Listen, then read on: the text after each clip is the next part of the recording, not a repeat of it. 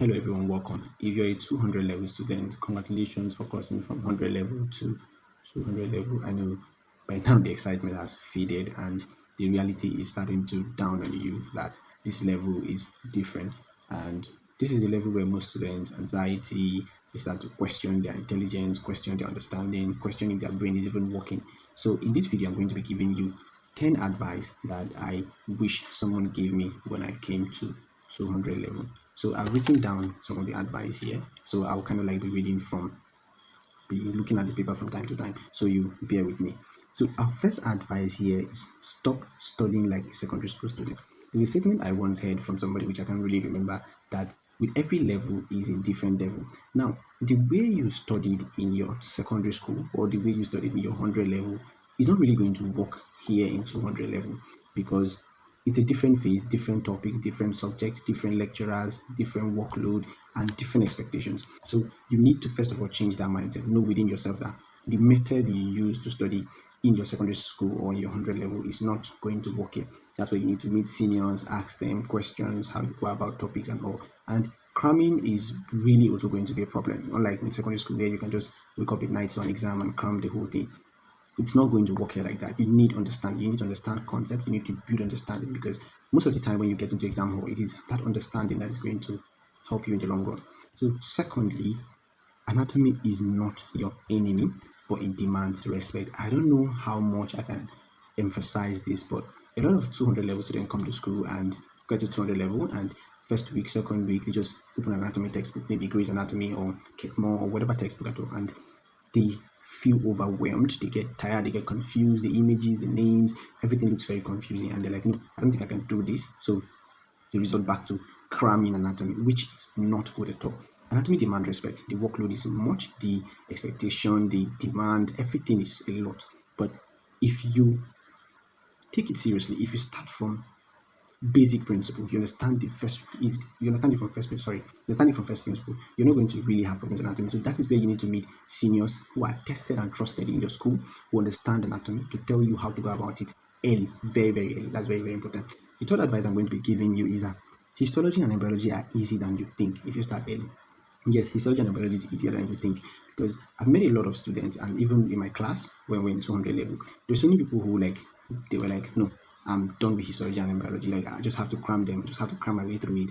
Yes, histology is about microscopic structures, the study of the anatomical study of structures microscopically. So you look at the basic or microscopic level of structures. So it's kind of like confusing for some students because they look at the images, they look at everything, and they're like, oh, this is just too much, I can't do it. Or they look at embryology and the processes or process of development, week one, week two, week three, and it's too much. No, if you start early, all these things have basic principles.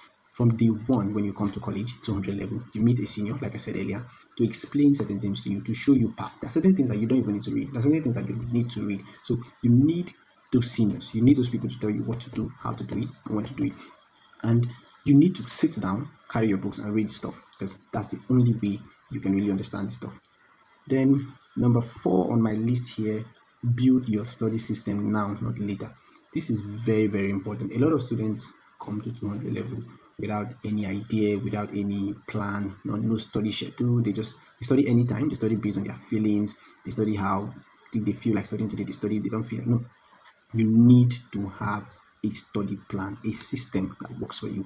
This is very, very important because some days you're not going to feel like it, but you have to go to class, you have to study because consistency is what matters. It's not about how much you read, but how often and the pace, the consistency you keep while you study. So this is very, very important. As you come to college, create a study schedule and stick to it. Number 5, past questions are cheat codes. At this point, I don't know how to describe it, but if you don't study with past questions, then I think there is a problem. Yes, there is a problem. You're going to have a lot of problems because past question tells you what the lecturer is going to ask, the things that are commonly emphasized, the most commonly asked questions, the areas. It also tells you areas not to read at all. It gives you, because lecturers are human. They're not going to just go and manufacture new information or new expectations. It's the same expectation they have for the previous class, that the same expectation they have for you.